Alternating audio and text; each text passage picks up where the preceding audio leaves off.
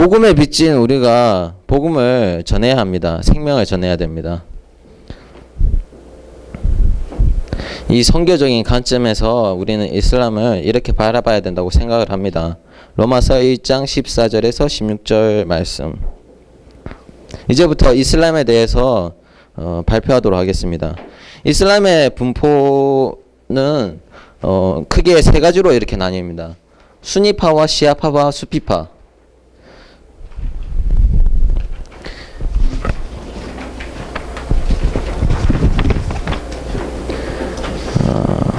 이 분파의 이유는 그 예언자 무함마드의 사후에 계승권 문제에서 이렇게 비롯이 되었고, 이 이맘이 어떤 역할을 하느냐에 따라서 이 시아파와 수니파가 나뉘게 됩니다.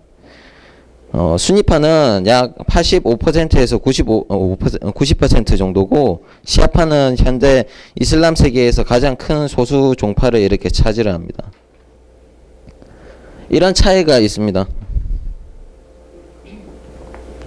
그리고 수피파는 그 다음에 이렇게 차지하는 이슬람의 종파인데, 저희 기독교로 따지면은 순복음이라고 생각을 하면 됩니다. 아주 신비적인 종교고, 지금 여기 고개를 45도로 각도로 꺾고 위로 하고 밑으로 하고 이렇게 뱅글뱅글 이렇게 도는데, 왜 이런 거를 하게 되냐면은 이렇게 빙글빙글 돌면서 신과 이렇게 교통한다고 생각을 하기 때문입니다.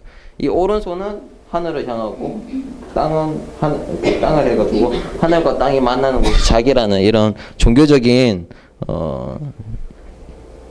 의미에서 이렇게 뱅글뱅글 돌게 됩니다. 이슬람의 분포도는 이렇게 있습니다.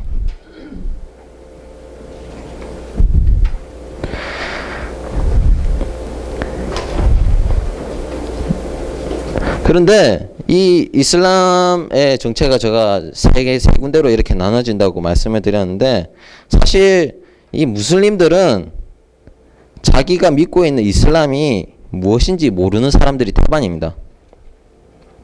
전 세계 무슬림이 약 12억에서 17억 정도 있다고 보는데, 뭐 작게 잡아서 15억이라고 치고, 그리고 코란이 아랍어로 되어 있기 때문에 그 중에 아랍어를 모국어로 쓰는 나라가 3억 정도니까 약 5분의 1로 축소됩니다. 그런데 중요한 거는 그 중에 문명률이 2분의 1이고, 왜냐면 그들이 쓰는 아랍어라는 그 자체가 굉장히 어려운 언어이기 때문에 1.5억이 있다고 했을 때 읽을 수 있는 코란을 읽을 수 있는 그 사람이 1.5억이 있다고 생각을 했을 때 다 그들이 코란을 이해하냐면은 결코 그렇지도 않습니다. 혹시 저희 훈민정음을 봤을 때 저희가 이해를 쉽게 할 수 있습니까? 나란 말씀이 그거 혹시 다 이해하십니까? 근데 실은 이 아랍어라는 것 자체가 굉장히 고어기 때문에 지금 현대에 있는 아랍인들조차도 이해하기 굉장히 힘듭니다. 그렇기 때문에 코란은 장식용이고 암송용이고 저희가 바라보는 성경처럼 공부용이 아니기 때문입니다. 때문에 사실 이슬람 하면은 제일 먼저 기억해 두셔야 될 게 묻지마 종교라고 생각을 하시면 됩니다. 좀 더 깊게 알아볼 건데, 이슬람의 명칭에 대해서 저희가 잠시 알아보도록 하겠습니다. 보시면 알겠지만은 아랍어로 신께 복종이라는 의미를 가지고 있습니다. 아스라마 하는 복종이라는 단어에서 왔고, 무슬림은 복종하는 자라는 뜻입니다. 코란 5장 101절에 따르면은 알고자 하지 말고 복종하라고 적혀져 있습니다. 알고자 하지 말고 복종하라.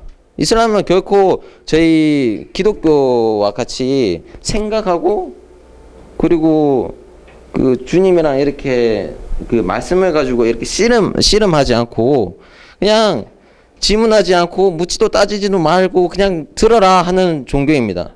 그래서 이슬람은 초등학교 때부터 세뇌를 시작합니다. 아이들의 뇌를 마비시키고 복종을 이렇게 강요하는 거죠.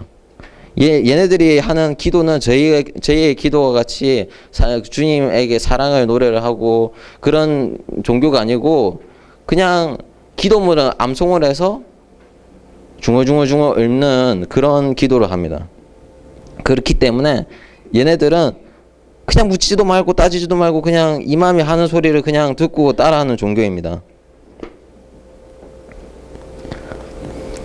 이 이슬람이 어떻게 나오게 됐냐면은 무함마드라는 예언자를 통해서 이렇게 나왔다고 하지만은 굉장히 이슬람 하면은 거짓의 종교라고 하는 게 이 처음 나왔을 때부터라고 생각을 하면 됩니다. 이 아까 전에 말씀했다시피 저희에게는 성경이라는 게 굉장히 중요한 텍스트인데 이들에게 있어서 가장 중요한 코란은 이 무함마드가 사실 문맹이었습니다. 글자를 읽고 쓰지 못하는 인생이어가지고 자기 사촌에게 그거를 받아쓰게 해가지고 이 코란이라는 걸 만들었는데 이 스스로가 이렇게 이야기를 합니다. 문맹자인 선지자의 말을 들을지어다 하고 스스로를 글자를 못 읽는다고 이렇게 이야기를 하고 그리고 직통계시를 이렇게 주장을 하는데 이 때문에 굉장히 심각한 오류에 빠지게 됩니다. 저희는 성경의 처음과 끝이 이렇게 다 이렇게 만나지 않습니까? 예수 그리스도로 인해서 이렇게 만나는데 이 코란이라는 종교는 처음과 끝이 완전히 다릅니다. 처음에는 예루살렘을 향해서 저희가 이 이슬람에 대해서 이렇게 보면은 시간만 되면은 이 카페트를 깔고 이렇게 기도를 하지 않습니까? 근데 얘네들 같은 경우에는 원래는 예루살렘을 향해서 기도를 했지만은 처음은 예루살렘을 향해서 기도하라고 돼 있지만은 나중에는 예루살렘을 기도하지 말고 메카를 향해서 기도하라고 합니다.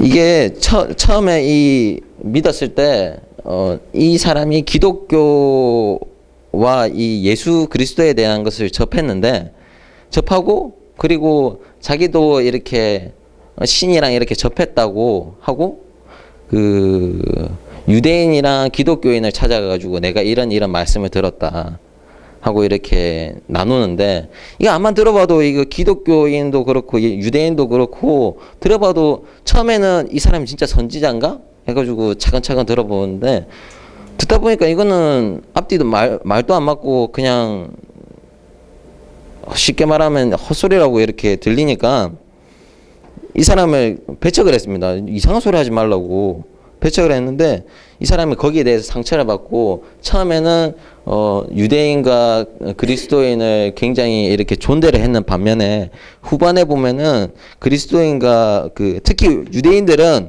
원숭이와 돼지와 같다고 코란에서 이렇게 가르칩니다. 굉장히 이상한 종교죠? 이슬람의 경전인 코란입니다. 이 코란은 번역을 절대 하게 돼 있지가 않습니다. 저희 말로 번역된 코란이 한 3개 정도 있는데 그 번역된 코란을 저희와 같이 성경이라고 이렇게 부르지 않고 그냥 단지 주석서라고 정도만 이렇게 부릅니다. 한 114권을 이렇게 나와 있는데 순서도 없고 이 연대성도 없고 그렇기 때문에 이 코란은 아까 전에 말했던 것처럼 이렇게 계속 변질을 합니다. 일관성이 없고 아까 전에 처음에 이야기했다시피 지문하지 못하도록 이 코란에서는 스스로 이렇게 이야기를 합니다.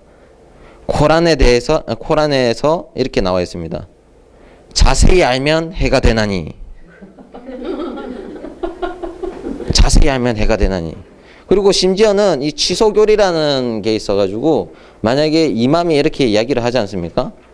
근데 이맘이 여자는 존대해야 된다 이렇게 했는데 자기 와이프가 이렇게 말을 안 듣습니다.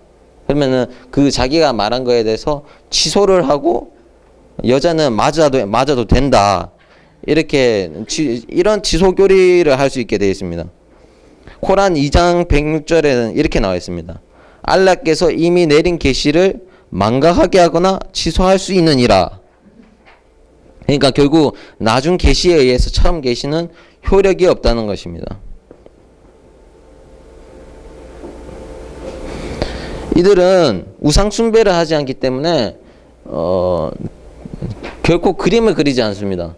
그림조차도 우상이 될 수 있다고 생각하기 때문에 대신 이런 글자 서체로 이렇게 하는 예술이 발달했습니다.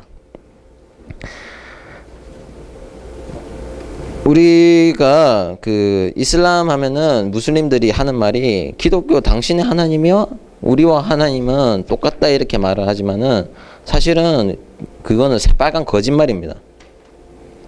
이때 당시에 이 무슬림이 처음 나왔을 때 이때 당시에 360개의 종족이 있었는데 그 동네에 이 메카라는 동네에 360개의 종족이 있었는데 각 종족마다 그들이 섬기는 잡신들이 있었고 그들 잡신 중에서 가장 높은 서열을 가진 종교 그 신이 달의 신인데 이게 바로 모하마드가 말하던 알라야라는 신입니다.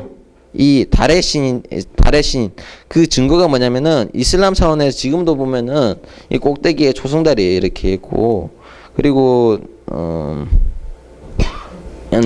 초승달이 있습니다. 만약에 무슬림이 되고 싶으면은 여러 사람들 앞에서 이거를 이렇게 이야기를 하면 됩니다. 이 기도문을 읽으면은 그때부터는 무슬림이 되는 겁니다. 여기는 이슬람이 예배하는 곳이고 지금 이 사원 같은 경우에는 지금 예루살렘에 있는 황금동 성전입니다.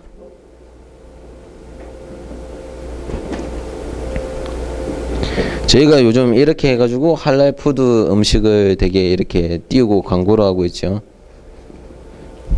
근데 사실 이 할랄 푸드라는 게 좀 웃긴 게 그러니까 어떤 신에게 이렇게 받은 음식에 대한 규율이라기보다도 사막에 적합한 음식을 할랄 푸드라고 부르면서 사실 자기네들이 거룩하게 이렇게 만든 것입니다.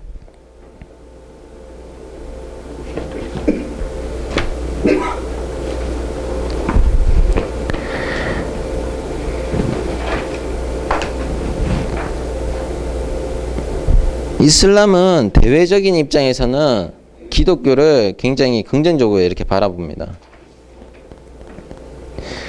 예수는 25명의 예언자 중에 하나로 인정받으면서 예언자 중에서 가장 상당히 높은 급이고 가장 높은 예언자 3명 중에 1명으로 이렇게 꼽힙니다. 모세, 예수, 그리고 무함마드인데 무함마드가 그 중에서 가장 높다고 이렇게 생각을 하면서 예수 자체를 굉장히 높은 예언자로 이렇게 생각을 합니다. 동정녀 마리아의 예수의 잉태도 인정하고 모든 기적도 인정하고 최후 심판날에 예수가 재림할 것도 인정한다고 이렇게 이야기를 합니다. 그런데 아까 전에 말씀드렸다시피 이들은 거짓의 종교입니다. 거짓의 종교. 저희가 믿고 있는 성경에서 이렇게 이 코란이라는 게 이렇게 나왔지만은 이슬람에서는 예수는 십자가에 못 박히지 않고 알라가 권능을 발휘해서 예수 대신 이스카롯 유다를 십자가에 매달리게 해서 예수를 구원해 줬다고 이렇게 해석을 합니다. 이에 대해서 저희 경험담이 있는데 터키에 갔을 때 터키의 그 동굴로 된 교회에 가가지고 이 성화들이 이렇게 보는데 하도 성화를 이렇게 긁고 장난을 쳐놓으니까 거기 문화재 한 명을 고용을 해가지고 이렇게 지키고 있는데 이 위에도 봐도 예수 그리스도, 옆에를 봐도 예수 그리스도, 뒤에도 예수 그리스도, 앞에도 예수 그리스도, 옆에도 예수 그리스도인데 제가 물어봤습니다. 아니, 예수를 전하고 싶어가지고 당신이 무슬림이냐 그러니까 무슬림이라고 그래서 아니 혹시 예수 그리스도를 여기 이렇게 예수 그리스도가 많은데 당신은 이 예수 그리스도에 대해서 어떻게 생각을 하느냐 그리고 이 예수 그리스도를 이 예수 그리스도에 대해서 어떻게 생각하느냐 이렇게 물었을 때 이 사람의 답변이 지금 제가 말씀드렸던 이거를 이야기를 합니다. 그러니까 예수님이 십자가에 못 박히려고 할 때 하나님의 권능을 뿅 하고 나타나가지고 유다가 그 자리에서 십자가에 못 박히고 예수 그리스도는 이렇게 살아났다. 그렇기 때문에 여기 있는 다 그림들은 다 거짓말이다. 이렇게 이야기를 합니다. 이들은 이렇게 교묘하게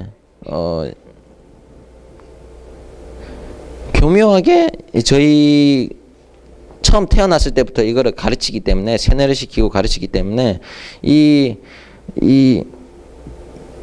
무조건 이 복종을 강조하는 이 종교는 이 무슬림들을 결코 예수 그리스도 십자가의 그 복음 안에 들어오지 못하게 이렇게 막습니다. 그리고 지금 여기 보이는 사진들은 ISIS가 십자가 종탑에 있는 저 십자가를 꺾고, 그리고 시리아 선교사인 이 11명을 처형을 하는 영상입니다. 그런데 저희가 지금 선교에 대해서 이렇게 하고 있지 않습니까? 이런 극악한 상황 중에서도, 제가 이렇게 발표했던 이 거짓의 이 극악한 상황 중에서도 사실 복음의 씨앗은 불타오르고 있습니다. 저희가 보이지 않는 곳에서 말입니다. 이들은 다 무슬림이고, 이 십자가를 이 사람들이 내세운다는 것은 정말 죽음을 각오하지 않고는 할 수 없는 행위입니다. 왜냐면은 자신의 종교가 이슬람이 아니었을 경우에는 직업조차도 가질 수 없는 게 이들의 나라이기 때문입니다. 제가 아까 전에 땅끝에 대해서 이렇게 여쭤봤지 않습니까? 근데 제가 생각하고 있는 답을 여기에 한기선 하구님께서 이렇게 말씀해 주셨습니다. 땅끝은 결국 걸어서 제 자신에게 이렇게 온다고 생각을 합니다. 저희가 사도행전 1장 13절에 보면은 예수님께서 마지막에 이렇게 이 땅에 오셨을 때 40일 동안 그들에게 보이시며 하나님의 나라의 일을 말씀하시니라, 이렇게 말씀을 하십니다. 근데 제가 생각하는 이 하나님의 나라는 참 저희 성경에 나와 있듯이, 요한복음 18장 36절 37절에 나와 있듯이, 내가 왕이니라, 내가 이를 위해서 태어났으며 이를 위해서 세상에 왔나니 곧 진리에 대해서 증언하려 함이라, 무릇 진리에 속하는 자는 내 음성을 듣느니라 하신대. 저희 이 거짓의 이 종교를 이길 수 있는 데는 다른 어떤 게 필요한 게 아니고, 정말 진리, 생명의 진리로 이끄는 진리에 있다고 생각을 합니다. 예수님께서 전하셨던 그 40일 동안 전하셨던 하나님 나라에 이 거짓의 이 나라가 무너질 거라고 저는 생각을 합니다. 그리고 소현도 하구님께서 나오셔서 선교 전략에 대해서 이렇게 말하도록 하겠습니다. 시간에 많이 경과됐으므로 짧게 하겠습니다. 14, 10장 하나 띄워주세요. 14, 10장. 네, 이슬람 선교 전략에 대해서 말씀드리겠습니다.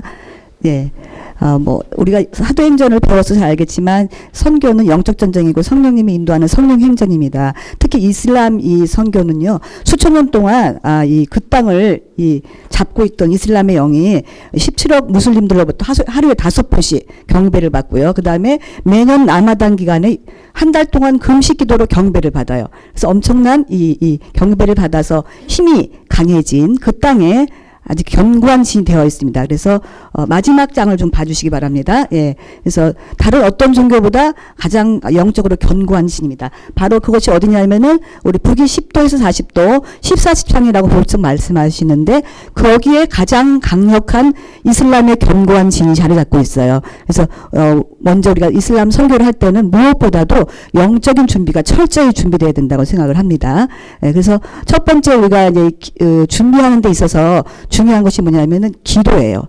기도는 첫 번째, 두 번째, 세 번째 무조건 가장 강력한 전략이 기도입니다. 이 기도가 말씀 기도, 그러니까 내 생각으로 기도하는 그런 기도가 아닙니다. 그냥 하나님이 약속하신 말씀에 근거한 기도를, 말씀 기도와 금식 기도, 이를 통해서 주님의 음성을 듣는 그런 이 이슬람은 특별히 그런 작업들을 미리 하고 가시는 게 좋습니다. 그래서 이렇게 음성을 들어야 되며, 특별히 또 이 선교할 나라, 내가 파키스탄을 간다, 아니면 이집트를 간다 했을 때 그 나라에 대해서 대도시, 소도시를 분류해서 영적 도회를 해야 돼요. 영적 도회가 뭐냐면요. 왜 이 땅이 이슬람화 되었느냐?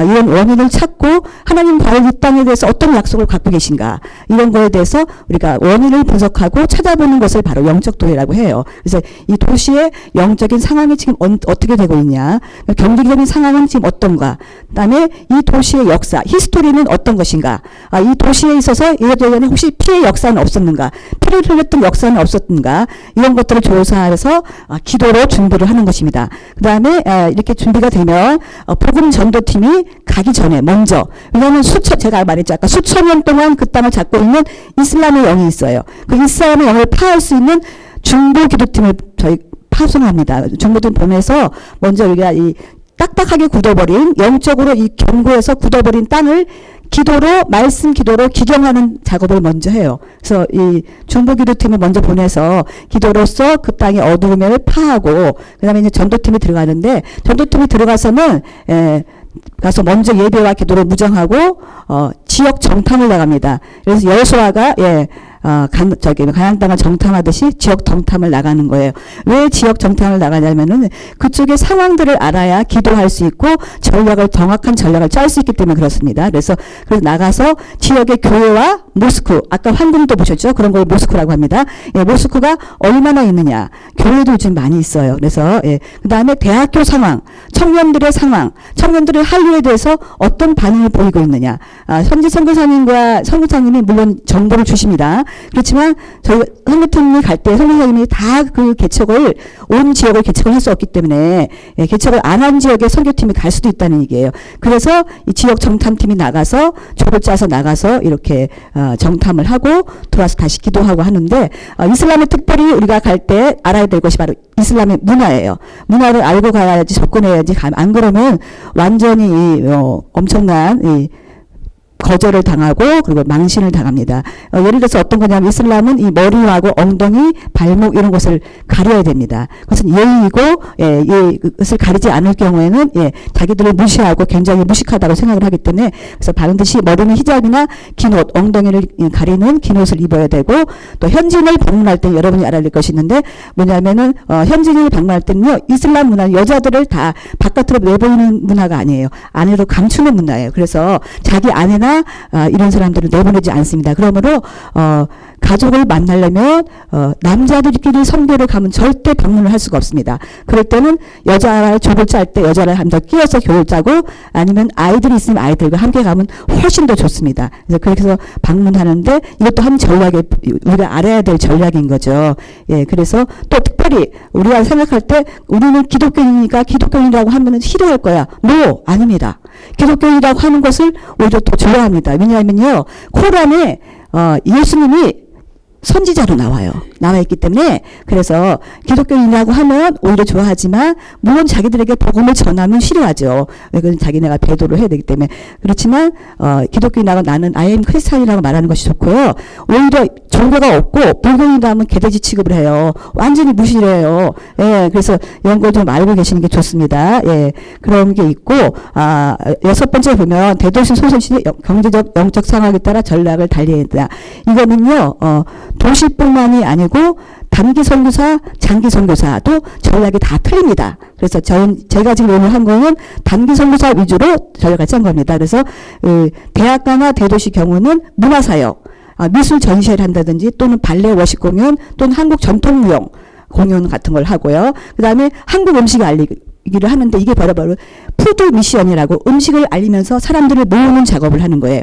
모아서 이제 물론 이 진흥팀과 전도팀은 따로 있죠. 복음 전도팀 따로 있어서 중보팀 따로 있고 해서 같이 이렇게 협력해서 선을 이루어 가는데, 이렇게 우리가 짜는 것이 이슬람은 문화적으로 접근하는 것도 굉장히 좋은, 대학가나 특별히 대도시의 경우는 거의 그렇습니다. 그 다음에 이제 우리가 소도시나 시골이나 도시 중에서도 빈민가가 많아요. 굉장히 못 살기 때문에 빈민가가 많아요.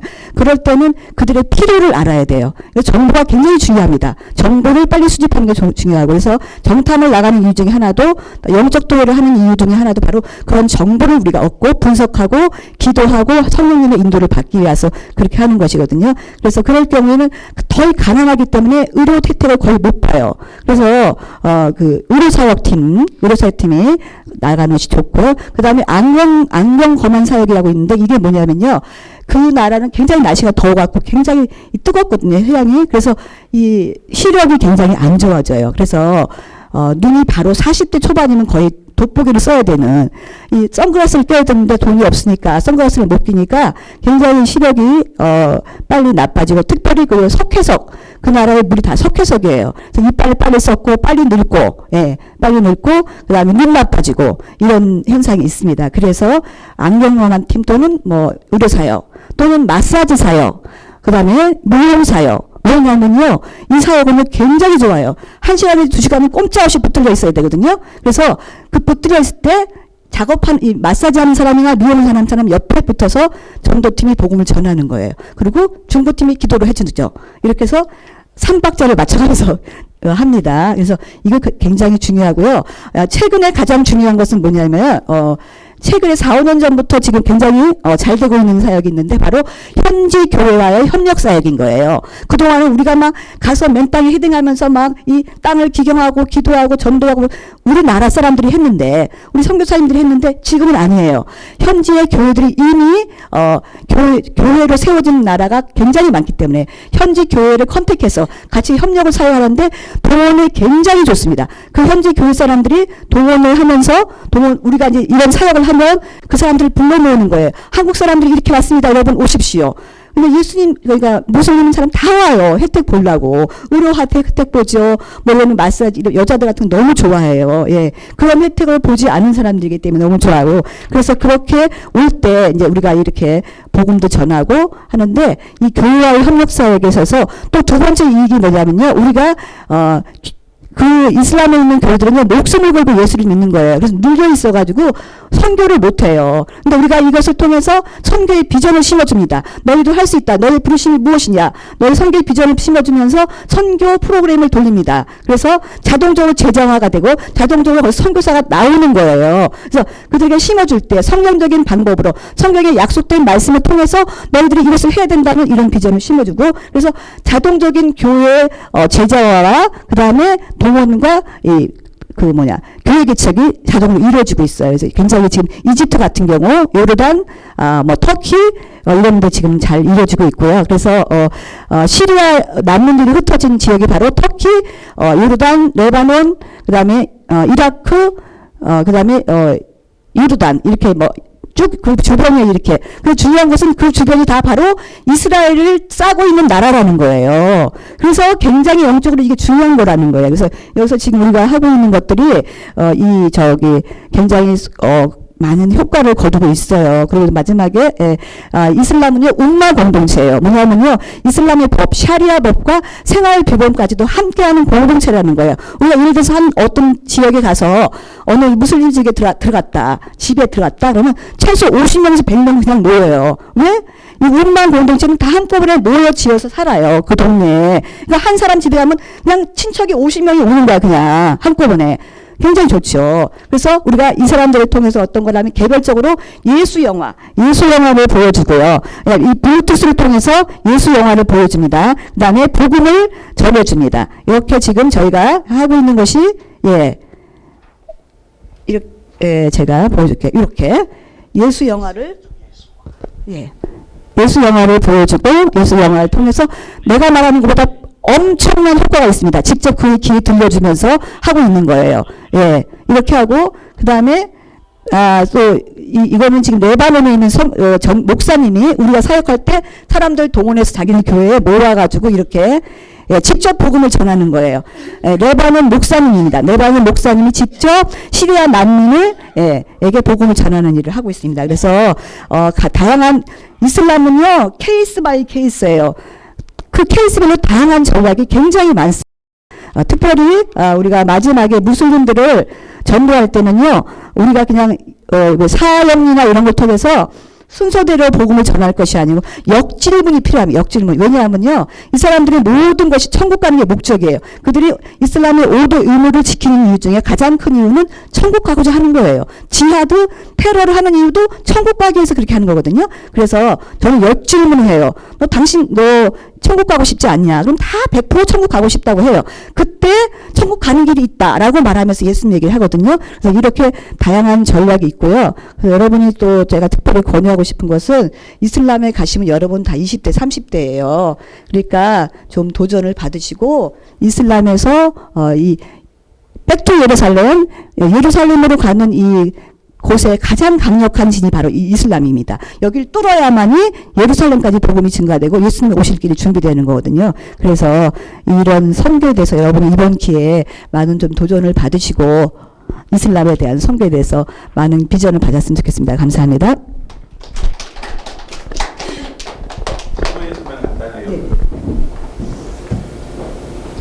그렇게 복음을 전하면 네. 이제 이슬람을 믿고 있잖아요. 네. 그들이 받아들이는 건 어때요? 그래서 제가 처음에 기도 얘기했잖아요. 성령의 역사가 있습니다. 저희가 찬송만 불러도 눈물을 흘리는 경우가 있고요. 제가 레바논에서 했던 사역 중에서 보통 이슬람 사람들은요, 한 명씩밖에 1대1로 복음을 전해야 돼요. 그래야 인정을 해요. 안 그러면 절대 연육업을 안 합니다. 그런데 시리아 난민 같은 경우는 너무나 마음이 가난해져 있어서 저희가 너무 사람이 많이 몰려 10명씩 앉혔어요. 앉혔는데 다 아멘으로 예수를 받아들였어요. 그런데 그때 우리가 3개 언어로 통역을 한 거예요. 제가 한국말로 하면 그다음에 우리 미주 자매가 영어로 해요. 그러면 그거를 레바논 자매가 아랍어로 하는 거예요. 그래서 굉장히 웃기는, 너무나 기가 막힌 게 뭐냐면 이게 완전히 물 흐르듯이 직접 통역처럼 들려지는 거예요. 그리고 그 이슬람 시리아 난민인 사람들이 너무 가볍게 예수를 영접, 이런 일은 없었어요. 제가 10년 해봤지만 그런 일은 없었습니다. 성령의 역사가 있고요. 실제로 많은 교회들이 지금 개척되고 있습니다. 우리가 몰라서 그렇지 엄청난 성령의 역사가 지금 이슬람 지역에서 일어나고 있습니다. 네. 그럼 마지막으로 네네. 우리나라에 네. 아랍 이런 모든 부족인 사람들이 많이 들어왔잖아요. 네네. 거기에 대한 전략을 어떻게 구상하고 계십니까? 이 사람들은 이슬람 선교사들이죠. 그냥 이렇게 그렇죠. 맞습니다. 그냥 보통 저기 온 사람들이 아니에요. 학교에 있으면 학생 선교사고 장사를 하면 또 기업 선교사. 혼자 나가 있는 것처럼. 그렇죠. 선교사가 다 온 거예요. 돈은 사우디아라비아 되고요. 예, 보통 파송은 뭐 인도네시아나 파키스탄이나 터키에서 파송을 많이 오고 방글라데시. 예, 그래서 우리가 이슬람을 좀 알 필요가 있어요. 이슬람은요. 기독교 하나님 나라를 가장 대적하는 강력한 견고한 진입니다. 그래서 이것을 우리가 알고 알아야 되죠. 지푸지기는 복잡한 백성이라고 알아야 할 수 있는 것이지 모르면 할 수가 없어요. 그래서 내가 선교를 안 하니까 난 몰라도 된다. 아닙니다. 지금 우리나라에 심각합니다. 이스라엘은 얼마나 많이 들어와 있고 할랄뿐만이 아니에요. 할랄뿐만이 아니고 자카드라고 여러분 그 보면은 이런 기회를 통해서 건물을 만들어서 교육을 통해서 미디어를 통해서 이슬람 문화를 전파하면서 계속해서 좋은 종교로 속이고 있어요. 굉장히 심각한 문제입니다. 여러분이 교회에서 이걸 알리시고 내가 선교를 안 가더라도 알리고 아셔야 돼요. 그리고 기도하셔야 됩니다. 가장 중요한 것은. 네, 기도하셔야 됩니다. 감사합니다. 시간을 너무 많이 잡아먹어요. 너무 재밌어가지고.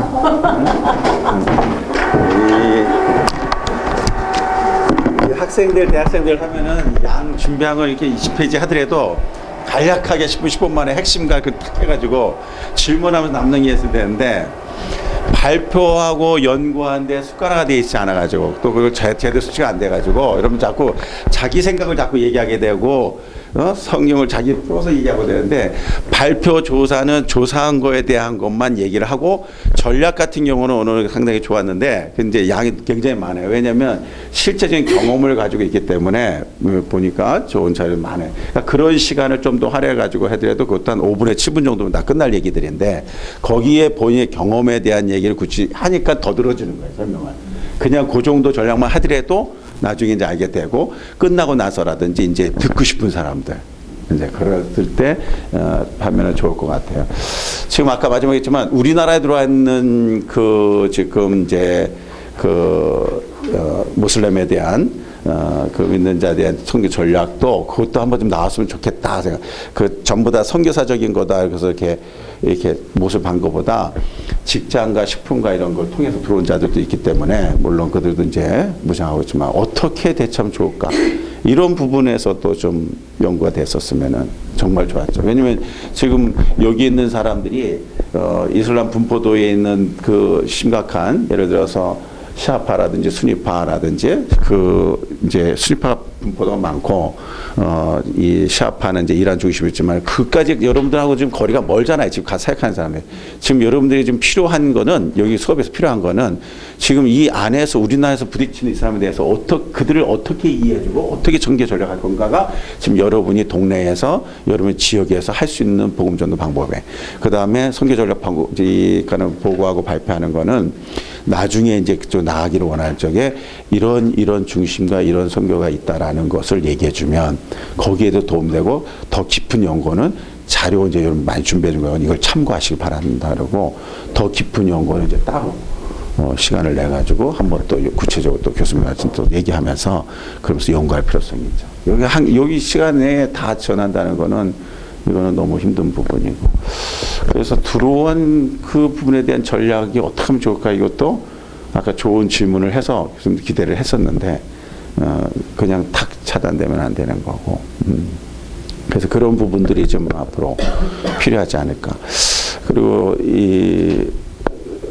그 아까 이제 수니파나 시아파에 대해서 했지만 지금 우리 관심은 IS가 과연 어디냐라고 생각을 해가지고서 그러니까 그런 거를 명백하게 이제 짚어줄 수 있어야지 되고 수니파가 지금 분포도가 많은데 처음에 수니파는 그냥 정치적인 것이나 또 어떠한 이제 하나의 이제 종교를 이용한 사회를 정부를 장악하기 위한 그런 부분인데 소위 말 권력 다툼 분쟁에서 나오게 되는 거고 그러면 그렇게 되면 시아파 쪽에는 이제 저쪽이 보수를 주장하지만은 이쪽이 이제 종교적인 색은 더 강한 거고 그러니까 이런 거를 좀 잘 설명해 나가면서 본래는 저희 시아파가 강했었는데 본래는 근데 대세의 이런 문제 때문에 이제 이란의 이제 대표적인 호메인이라든지 이런 자들이 이마음으로서 대표로서 정치적 색을 뜯지만 종교 지도자소지 정치적인 적은 아닌데 그러니까 그런 모습이 띄어졌지만 지금은 우리가 IS의 대표적인 강경파들은 전부 다 수니파들이거든. 그러니까 그게 본래 그 한정된 게 아니라 이렇게 변화되는 역사. 그러니까 이런 설명을 그냥 몇 분 안에 다 중요한 핵심을 짚어줘야 되고 오해되지 않는 부분들이에요. 그래서 그들의 싸움의 가장 큰 싸움은 세계화의 싸움보다는 자기네들끼리 싸움이에요. 굉장히 거기에 이제 미국이 원조를 해주고 동조를 해주고 이란의 지원을. 그래서 이란을 본래는 완전히 그냥 적대시했던 나라였지만 그러나 이란을 이제는 적대시가 아니라 우방 국가로 연유해서 그래서 이란과 손을 잡고 이 IS를 퇴출하고 싸움이 지금 중동 전쟁 계속 하고 있는 거죠 이게. 거기에 미국이란 나라는 독특한 나라인 거예요. 하나님이 은혜를 주셔서 세계 평화를 유지하는 그냥 어떤 나라든지 관여할 수밖에 없는 거예요 미국이. 미국이란 나라의 위치는 하나님이 쓰시는 거예요. 그런 부분들을 설명을 하고 거기에 선교 전략에 이거를 얘기했는데 내가 이제 보려다 두세 가지가 필드에서 현장에서 나온 아주 좋은 선교 전략 이슬람 전략을 가지고 있다 생각이 됩니다. 어쨌든 막 시간만 아쉬운 거예요. 시간만 안타까운 거고 졸업여행 가서 이거 하지 그랬어요. 시간이 노느라고 바빴죠. 하나님 만든 삶이니까. 밤새서 저는 같이 이렇게 막 가기를 원치 않는데 왜냐면 잠을 못 자가지고 밤새서 이 선교를 하려고 선교사하고 가더라도 선교사하고 할 얘기가 왜 없어요. 선교사하고 새벽까지 잠을 안 자고 얘기해. 1년 2년 만에 만나니까 그 다음 사역에 대한 어떤 얘기. 그러니까 잠을 잘 수가 없잖아요. 그렇게 밤을 새서 하고 차 타고 잠을 자고 그래서 다른 데 또 들렸다고. 그러니까 그렇게 인도를 받으면서 지내는 거예요. 그러니까 하나님 건강 모든 것들을 하나님 책임져 주셔야죠. 교수님들이 인간적인 인위적인 걸 내가 뭘 다 준비하고 다 하겠다 이런 것보다는 우리가 이제 원초적인 본질적인 기도를 강조하면서 성령의 인도를 받아나가는 것이 굉장히 중요합니다. 아시겠죠? 우리 교재 보면은 선교사란 이제 여기에 지난번에 선교의 기독교 선교의 중요성은 두말할 것도 없이 지상 명령 사도행전 1장 8장 8절과 마태복음 28장 18절에서 20절 말씀, 마가복음 16장 15절에서 20절 말씀 다 외워야 된다 그랬죠. 그리고 제가 세계 선교대 그 AWF 세계대회에 참석했을 때 그때 슬로건이 귀에 익다 그랬어요. 제 마음속에 지금도 오래 지났지만은 바뀌지 않는 거. 예수님의 마지막 그 명령이 우리에게는 첫 번째 과제라는 거. 그러니까 기독교 선교의 정말 필요성이에요. 다른 이유가 필요가 없는 거예요. 그래서 그걸 찍고 이제 넘어가서 오늘 그 이제 보면은 이제 9주차 17차까지 해지 이제 페이지 우리가 그 강의안이 맞겠죠. 선교사는 과연 누구인가라는 거예요. 선교사라는 것이 복음을 전하는 자, 뭐 여러 가지 다양한 얘기를 할 수 있잖아요. 그죠? 반드시 전도인과 선교사 구별할 수 있는 거는 우리 같은 민족이 아닌 타 민족으로 넘어가서 이방 선교 이방인들의 복음을 전하는 자를 선교사로 그러는데 이 피터스는 이 88페이지 보세요. 피터스는 일반적으로 선교사란 하나님으로부터 메시지를 받아 전달한 사자, 메신저로서 전도, 교회 설립 및 양육의 특수한 목적을 위하여 신적 권위를 부여받아 파송된 자로 정의한다. 그러나 전통적 의미에서 선교사라는 것은 지금 제가 얘기한 거죠. 예수 그리스도의 복음의 사라서 예수와 교회의 권위로 파송되어서 나라와 문화와 종교의 경계를 넘어 복음을 전파하여 사람을 구원하며 제자를 삼고 또 그리스도의 명령과 사도의 모범을 따라 교회를 세우는 자이다. 거기다가 좀 정확하겠죠. 그죠? 설명을 한다면 사도행전에 13장 하면은 11장 안디옥 교회가 이제 안디옥에서 복음을 전하게 되고 안디옥에서 처음으로 그리스도인이라는 이름이 나오게 되고 13장에 가가지고 안디옥 교회 출현과 함께 첫 이제 선교사가 파송이 되죠. 그게 누구죠? 바나바와 사울을 나로 세워서 파송하게 되는 거죠. 그때 기름을 부어 기도에 기름을 부어서 우리로 하여금 선교를 할 수 있도록 파송을 받게 됩니다. 이게 첫 선교사죠. 그런데 이렇게 공식적으로 교회에서 파송을 받게 되는 선교사는 첫 파송이지만 그 전에 빌립이 평신도로서 그죠? 스데반 집사의 순교 이후에 예루살렘 큰 환란과 핍박으로 인하여서 흩어진 무리들, 이 흩어진 무리들이 복음을 전파하는 메신저가 됐다는 거죠. 전도자가. 그러니까 하나님의 뜻은 거기에 있는 거예요. 거기에. 그래서 이 불똥이 이게 불이 확 타오르는 건 좋지만 하나님이 원하는 건 뜨거움을 받고 불이 붙었을 때 그 다음에는 이게 번져나가길 원하셨던 거예요. 그러니까는 성경이 충만하면 아까 땅끝까지 자꾸 설명했는데 시작에 교수님 땅끝에 대한 얘기를 해줬잖아요. 복음을 전할 때. 복음과 선교는 시작이 나로부터 시작이 되는 거고 그 다음에 미전도 복음을 전하지 않는 그곳까지 세상 끝까지 그 가는 곳이 땅끝의 의미를 두고 있는 거예요. 그렇게 하고 그러나 내가 믿고 이제 우리가 사도행전 8절 놓고 제가 이제 선교와 전도에 대한 정의를 할 때 예루살렘 중심까지는 같은 동족 민족에서 전도의 의미를 두고 예루살렘을 넘어서 사마리아와 온 유대와 사마리아와 땅 끝까지 일어날 때 그럴 때 이방인 복음을 전하는 걸 선교적에 뒀잖아요. 그래서 예루살렘 중심으로는 베드로 사도가 있었고 그 다음에 이제 13년 이후부터는 바울 중심으로 한 선교 사역이 시작이 되어진 거예요. 그걸 통해서 저와 여러분까지 복음이 전파되게 된 겁니다. 이게 이제 하나의 큰 맵이에요. 맵. 그런데 그렇기 때문에 이렇게 제도화돼 있고 교육을 받고 훈련된 첫 이렇게 사도로서의 선교 파송은 바나바 사울을 둘 수 있지만 평신도로서도 복음을 전한다는 것은 그렇게 어떠한 제도화나 규제를 할 필요는 없다.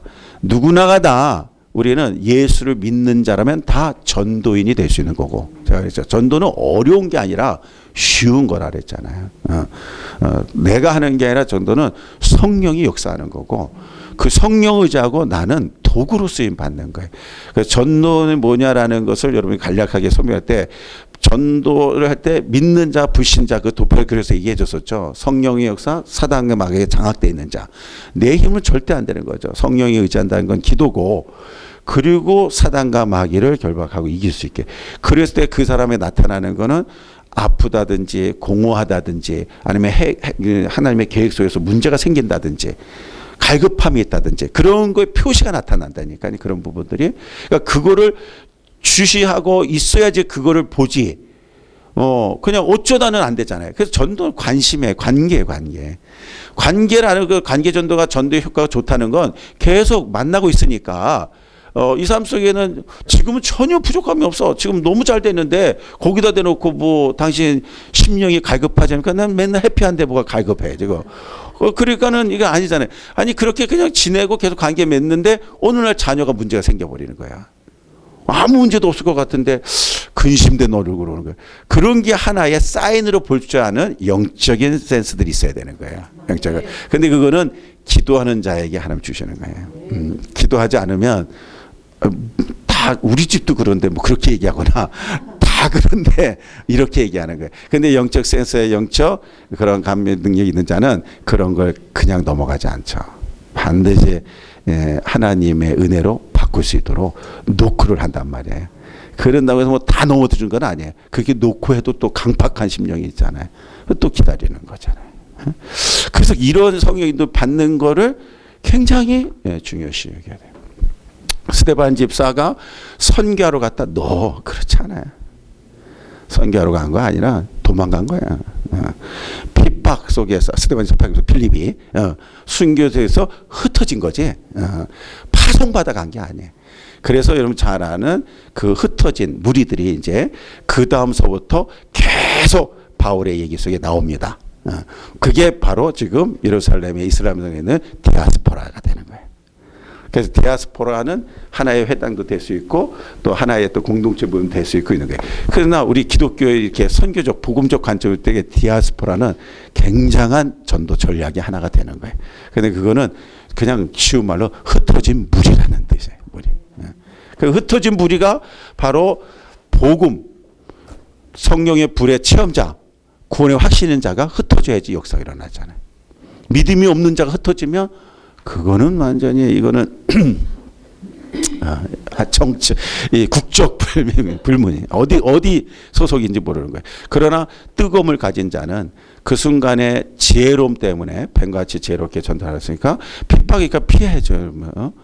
잡으러 오니까 나 믿음 담대하니까 나 잡아가라 해서 금방 죽는 것보다 살아가지고 빨리 복음을 전해야죠. 궁색한 변명이 아니라 어쨌든 여러분 그렇게 해서 살기를 바랍니다. 알겠죠?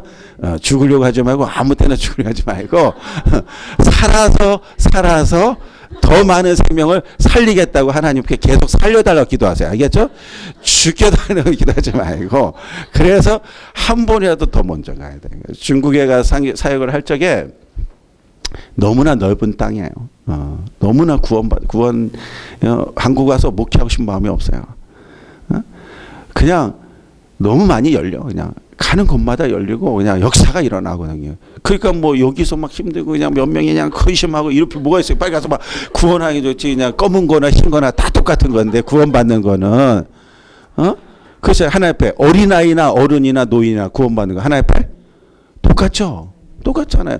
어린이 전도가 제일 쉽잖아요. 어린이 전도만 해요. 똑같아요. 그러나 그 어린이 전도에서 좋은 교육을 시키면 나중에는 엄청난 미래가 바뀌어지는 거예요.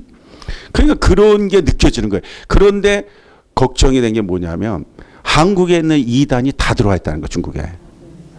그래서 제가 이제 느낀 게 뭐냐면 답이 없어. 여기 있다면 빨리 먼저 가는 게 최고야.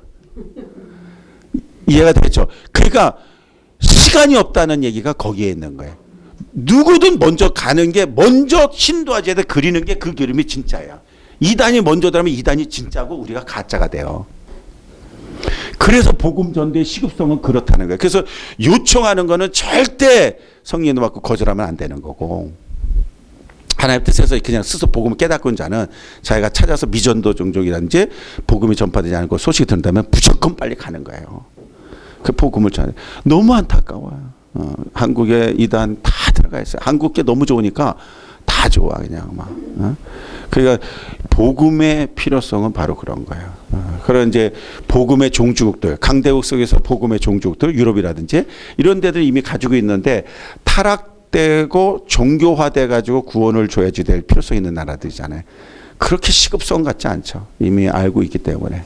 그러니까 그거는 대단한 어떤 영적 무장과 전략이 필요한 거고. 그러나 이 불신자 지역이라든지 미전도 종족이라든지 이방 종교가 있는 데들은 그냥 들어가야 되는 거예요. 거기에 따라서 여러분이 뭐 하나님은 아무에게나 허락은 안 하시겠죠. 그렇죠? 여러분의 믿음의 정도와 하나님이 주시고자 하는 사명의 정도 따라서 들어감을 허락하시고 허락하지 않으시고 못 들어간다고 아쉬워할 필요는 없어요. 거기 들어가서 내게 유익이 안 되니까 못 들어가게 하시니까 쉬운 방법으로 복음을 전하고 구원받는 데는 어렵고 쉽고라는 거는 그렇게 중요하진 않아요. 어쨌든 내가 구원받는 하나님의 자녀, 구원받은 하나님의 자녀로서 어떻게 복음을 전한다는 거. 그게 중요해요. 역사는 성령이 하시는 거니까. 정확한 복음 예수를 전하는 거예요. 전도 방법에 대해서 우리 교인들이나 항상 강조하는데 우리가 노방 전도를 하든 또 이방 나라 전도를 하든 선교 전략은 늘 달라야 돼요.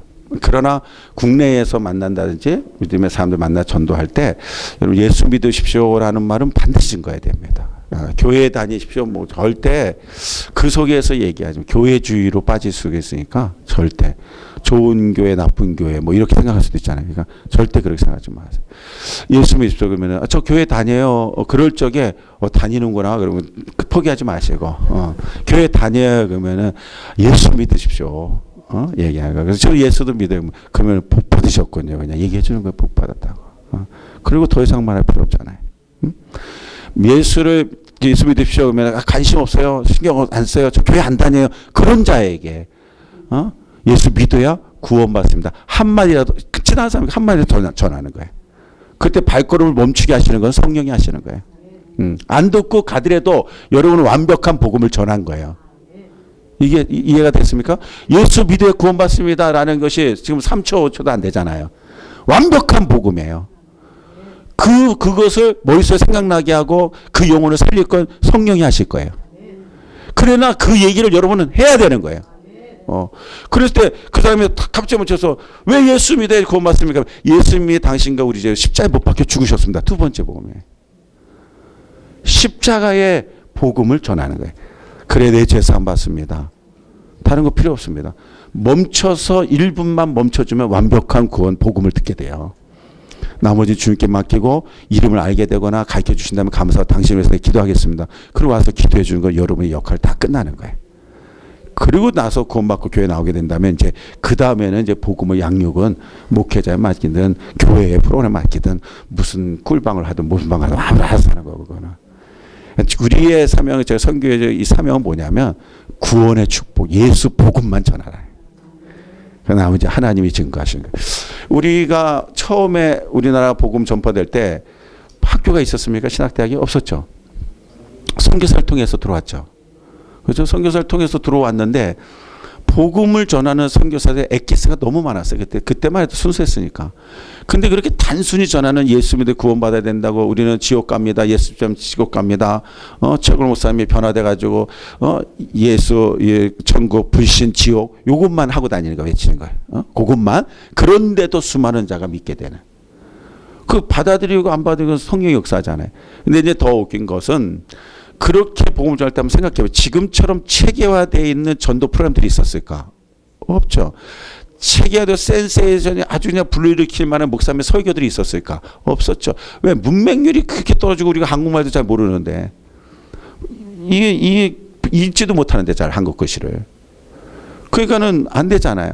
설교는 더 깊은 설교도 없었고 주석이 있었나요? 목사님 참석한 주석이 없었죠. 없었죠. 그러면 오직 뭐만 남죠? 성경. 그것도 쪽보고. 한 마을에 성경책을 한 권 정도 있을까 말까. 그럼 뭐 어떤 방법이 없는 거야. 그냥 예수 얘기만 하고 이렇게 그런 얘기만 하는 거예요. 별 역사 없어요. 근데 사람들은 갈급한 뭐냐면 하나님이 뭐라고 말씀하신가를 듣고 싶은 거죠.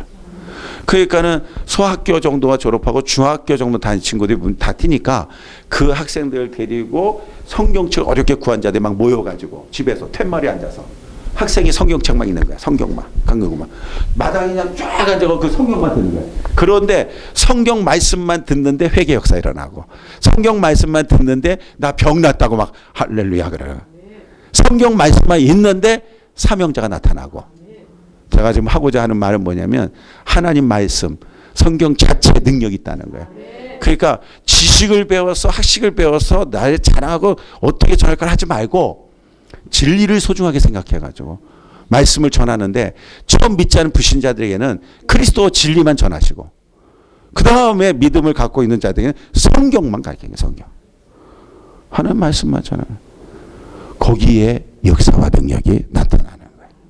성경의 해석, 성경의 구약하기를 신약하기를 성경 원리에 들어가고 원어 들어가면 잘못된 해석과 우리가 잘못 아는 것 때문에 새 성경이 나오고 자꾸 이렇게 되잖아요. 그것 때문에 막 헷갈리기도 하고 막 그렇지만은 복음하고 상관이 없는 것에 대해서 민감할 필요는 없어요.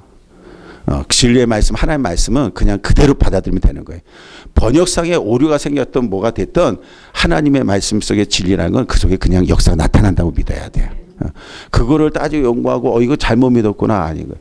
그들의 문화, 예수님 비유했던 게 우리가 설교하는 비유하고는 영 틀린 게 되게 많아요. 이스라엘 문화에 대해서. 제일 중요한 게 씨를 떨어졌던 좋은 땅, 오토바이 길가에 떨어진 말, 이거를 잘못 이해하고 선포하는 게 굉장히 많아요. 씨가 중요한 것이냐, 씨 뿌리는 자냐, 땅이 중요하냐, 어떤 게 더 중요한 거예요? 씨를 뿌리는 자입니까? 아니면은 씨입니까? 아니면 씨 뿌리는 땅이에요? 다양하게 생각되잖아요. 뭐가 중요해? 땅이 중요한 걸로 얘기하는 거 설교하면 땅이 또 중요하게 얘기하고. 씨를 거룩한 씨에 대해서 이 씨가 뭐냐? 물론 일반 파종하는 걸 보고서 예화를 들은 건데 그런데 씨에 대한 건 복음에 대한 또 중요성이 있잖아요. 씨 뿌리는 자에 대해서 중요하잖아요. 그죠? 사실은 중요성의 의미에 들면 씨 뿌리는 자예요. 씨 뿌리는 자예요. 그러니까 씨 뿌리는 자가 씨를 뿌리는데 우리처럼 심는 게 아니라 이스라엘 문화에서는 씨를 말 그대로 뿌리는 거야. 그렇기 때문에 이 뿌리는데 바람에 날려가 가지고 이게 옥토바에 떨어지고 길가에 떨어지고 돌짝바에 떨어지는 걸 떨어지는 거예요. 근데 옥토바에 떨어진 것만 열매를 잘한다는 거예요. 그러니까는 내가 뿌리는데 나는 여기만 이렇게 심겠지 이렇게 문화 자체 그렇게 심지 않는데 우리나라 보시는 것처럼 뿌리네. 알아서 그건 바로 뭐겠죠? 그 하나님의 성령 역사에 맡기는 거예요. 그 우리가 돌짝밭이냐 뭐하냐 이건 예화를 많이 들어가지고서 우리가 그런 심령이 되지 말고 옥토밭이 되지 은혜를 받냐 말씀 받냐 막 이러잖아요. 그냥 뭐 이렇게 저렇게 얘기했던 뭐 그냥 은혜들을 받고 그래서 중요한 건 성령이 우리 마음을 열어주셔야 돼요. 여러분이 분명한 거는 지금 예수 믿고 하나님의 사명자로 이렇게 들어오게 된 거는 공부에 의한 게 아니라 지식의 학식에 의한 게 아니라 하나님의 성령에 의한 여러분에게 콜링이 분명히 있었어요.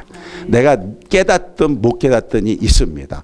그런 콜링이 없이 왔어도 지금 여러분 이 자체에 와 있다는 것도 하나님 인도가 있는데 하나님 그 계획하심을 못 깨닫고 있는 거예요.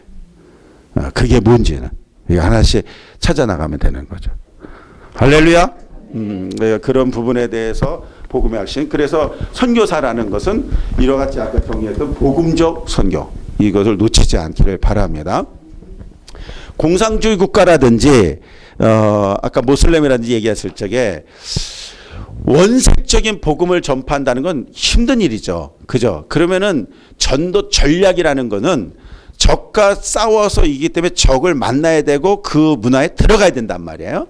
그러니까 그런 것 중에 우리가 빼놓을 수 없이 해야 되는 그 전략 가운데 하나가 뭐냐면 아까 좋은 얘기들 많이 했는데 뭐냐면 구제와 복지 이런 쪽하고 그 다음에 아까 푸드 아까 그거 보면서 푸드 선교 전략 요즘 요 근래에 우리 한국 뭐 방송에 전부 다 먹는 것만 장악해가지고 왜 이렇게 굶어 죽은 자가 많았던 건지 보릿고개 시절 때도 그러지 않았죠. 그죠? 그러지 않았는데 갑자기 푸드 분들이 이 주방장들이 막 뜨기 시작하는 이런 우리나라 희한한 주방장 그러면 큰일 나 셰프 그래요. 뭐 대단한 그잖아요. 야, 이 참 희한해. 이게 언제까지 갈는지 모르겠는데 어쨌든 그러다 보니까 한국 문화의 음식을 또 빼놓을 수가 없게 된 거고, 이 음식을 가지고 이렇게 또 우리는 선교 전략으로 쓸 수 있게 된 거예요. 이 놀라운 건 사실 하여튼 뭐든 하여튼 간 1등 하는 건 좋은 거예요. 자살만 빼놓고. 하여튼 모든 1등은 다 좋아. 다 활용할 수 있어. 배용준 때문에 일본 내가 집회 갔는데 배용준한테 내가 감사한 건 얼마나 감사한 그때.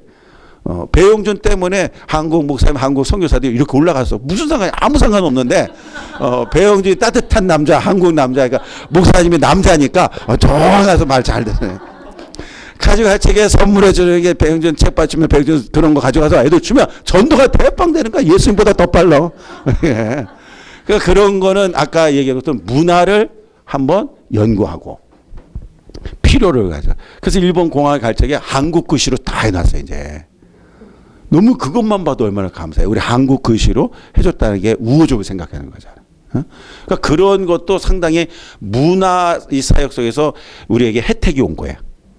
그거를 우리는 이렇게 복음적으로 바꿔서 활용하면 된다. 그거를 막 적대시하고 이럴 필요는 없잖아요. 이제 장로교단에서는 피아노하고 오르겐만 교회 악기로 인정을 했지. 드럼 전자기타가 저쪽에 애들이 전부 다 타락한 줄 알았잖아요. 그냥 그래가지고서 그냥 목사님 장로님들이 막 그냥 교회 그냥 완전 사탄마귀 장소로 막 여기가 클럽인 줄 아냐고 막 그랬잖아요. 본인들은 뒤에 가서 클럽 가면서 그냥 앞에서 막 그냥 막 다 거룩한 척하면서 그러니까 그렇게 하면서 뭔 얘기인지 알겠죠? 거기서 보던 게 여기서 보니까 얼마나 화가 나겠어요. 사람만 그냥 아이고 얼마나 깜짝 놀라겠지. 이게 지금 내가 저기 하나 실수할까봐. 그래서 뭐든지 신경내고 화내면 안 돼요. 그 사람 조심해야 돼요. 알겠죠? 그런 사람들. 그럼 그러지 말고 항상 유효하게 생각하고 그냥 깨닫고 얘기하고. 어쨌든 그래서 이게 안 한다 그랬는데 지금 어떻게 됐어요? 장로교단에서 더 난리죠. 도란노 경배 찬양팀 목욕팀들 전부 다 장로교단이잖아요. 이게 뭐예요? 젊은이들의 문화 속에 그거 안 하면 안 되겠잖아요. 그런데 그렇게 한 걸 잘못이 아니라 그거를 은혜의 드럼으로 바꿔야 되고 그거를 은혜의 전자기타로 바꾸는 거예요. 그거를 그 기술이 있는 자들이 하나님의 성령의 불을 줘서 믿음의 사람들이 주도하고 있어요. 그래서 성령대 드럼을 칠 적에 드럼의 은혜 드럼 칠 줄 아는 사람은 저거 잘못됐습니다. 뭐 지적을 한단 말이에요. 그런 게 필요한 거예요. 그런 게. 바뀌어줘야 되잖아요. 그런데 이제 그 정도로 넘어가지고 이제는 완전히 이제 교회 힙합 문화가 들어와가지고 랩이 돼가지고 막 이상하게 돼가지고 저게 그 전부 다 이제 이렇게 테러리스트 저항 하는 그런 대항리스트들이 하는 일들이라고 생각한 거예요. 왜냐하면 그게 내용과 소재가 전부 다 사회에 대한 불안, 집안에 대한 부모에 대한 불안, 학교에 대한 반항, 이 사회 정치에 대해서 그냥 세상 말로 하면 막 까는 거예요. 그냥 그 싸워 배틀 그렇게 봤잖아요. 그런데 지금 보세요. 지금 힙합 문화 속에서 일단은 제가 BY라고 있는 애들이라든지 노잼이라든지 그 C잼이라든지 이런 친구들 보면 아주 신화의 정도에서 그 힙합 내용들이 예수 그리스도의 복음에 대한 내용을 막 전파해버려요. 그래서 저도 그 현장에 계속 그러다가 우리 아들하고 싸우다가 한번 내가 가봐야 되겠다 그래가지고 그 한강 고수부지 그 열리는 장에 가봤어요. 그 열기가 엄청 뜨거워요. 저기 서서 말씀 전했으면 좋겠다 이 생각에 옛날에 부흥회 할 때 우리가 막 뛰면서 찬양했던 그게 거기가 있어. 교회에 없고 거기가 있어. 거기 한 70, 80% 다 우리 기독 학생들이에요. 안타깝잖아요. 그런 장들.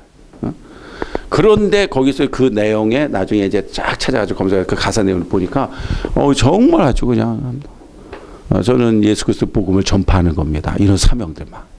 그런데 이제 이렇게 하게 되면서부터 드러나면은 몰매를 맞기 시작하는 겁니다. 물론 이제 거기에는 이제 또 하나 조심해야 될 게 뭐냐면 기독교라고 그래가지고 전부 다 기독교 복음단체만 있지 않고 거기에는 간혹 이제 비진리 이단들 기독교 연예인들도 있습니다. 그러니까 그거는 이제 잘 하여튼 거짓으로 이렇게 얘기해서 오해를 받게 하는 자도 있고 이단 쪽에서 아닌데. 이단이다, 뭐다, 뭐, 이게. 그러니까 그런 거는 아마 이제 많이 이렇게 정확한 정보를 알고 천천히 얘기가 될 것 같아요. 그러나 어쨌든 보이는 입장 속에서 여러분 보고 듣는 것에 이상이 없다면 하나님의 역사를 그냥 받아들이세요. 그 다음에 나중에 알면서 깨닫게 되면 잘못 우리는 실수할 수 있으니까 그렇게 볼 수 있기 바랍니다. 그래서 선교 전략이나 이런 것들 공산국가나 이런 데는 복음적 전도를 한다면 바로 차단되니까 구제와 선교 그거밖에 없어요. 우리나라도 최초의 선교사들이 와서 예수 전당 부신이 이것만 전한 게 아니라 우리나라의 문화상을 보고서 어려운 자를 향해서 구제를 하기 시작했고, 그 다음에 문명이 많으니까 학교를 줘줬고, 그 다음에 병원을 줘줬고, 그래서 그 양약이 들어오게 된 거고, 한의학이 아니라 그렇게 발달이 된 겁니다. 그러다 그것이 기독교 문화를 통해서 우리나라 양의가 엄청나게 발달됐죠. 우리나라가. 그죠? 세계적인 우리 기술, 의술이 돼 있죠. 이게 젓가락 문화라 그러죠. 젓가락 문화. 그죠? 젓가락 문화가 이 의료 기술 다룰 솜씨가 괜찮고 꼽는 건 아주 세계 최고고 뭐 이런 것들. 그러니까 그런 것들을 하나님이 다 쓰시는 거예요. 그러니까 우리가 모슬렘 문화 갔을 때도 제가 느끼는 거는 그와 같이 복지관이라든지 지원, 밀집 지원한다면 그런 식으로 들어가는 게 좋고, 그 다음에 의료 선교 너무 좋고, 너무 열악하니까요. 그리고 우물 파주기 많이 하잖아요. 또 그런 것들. 그죠? 탈레반 사건 속에서 갔던 것도 선교하러 간 게 아니라 거기는 봉사단을 갔던 거예요. 봉사단. 늘 얘기했죠. 우물 파고 의료 봉사단이었고 말 그대로 그 믿음의 사람들 갔던 거죠. 자, 그러면 이제 보세요. 189페이지에 선교사 문화 변동에 대한 얘기가 이제 굉장히 중요해요. 이게 제일 하나의 과목으로서 공부를 하는 건데 세 가지가 있습니다. 문화 변동에 대해서 88페이지, 89페이지 맨 밑에 보면 인간은 하나의 문화를 형성하게 되죠. 그죠? 문화를 떠난 인간은 존재하지 않죠. 그 문화는 정체되거나 고정되지 않고 문화는 계속 어떻게 한다? 변동돼 간다. 지금 20년 전의 문화 지금하고 달라졌죠. 근데 20년 전 문화보다도 또 30년 전의 문화는 또 틀리죠. 대중 매체도 다 달라지죠. 가요계도 바뀌죠. 그 다음에 먹는 음식 문화도 바뀌죠. 이런 것들이 굉장히 많이 바뀌어가고 있어요. 근데 이제 거기에 중요한 것이 있는데 이게 뭐냐면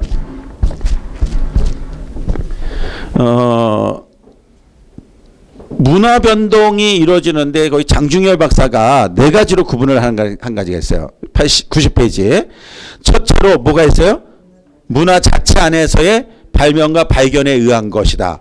문화의 자체 안에 속에서 지내다 보니까 좋은 문화, 좋은 곳이 발명이 되고 발견이 돼요. 이렇게 해서 문화가 바뀌는 것들이 있어요. 이런 것들이. 그 다음에 두 번째는 타문화와의 접촉을 통해 가지고 다른 문화가 들어와 가지고 중간에 그러니까 정반 합이 나타나는 게 있어요. 그죠? 그런 것들이 많이 있어요. 우리 지금 시간 때문에 그런데 얘기하면 여러분들이 굉장히 많이 얘기할 수 있어요. 많은 달라지고 있죠. 그죠? 화장지 문화 같은 경우도 우리나라 화장지 문화가 아니죠. 무슨 문화예요, 우리나라는? 응? 이제 요걸 얘기하는 것 따라서 또 나이 세대 차이가 좀 있죠, 제가. 우리나라 본래 닦는 문화는 씻는 문화고 그냥 지푸레기 같은 거잖아요, 이거.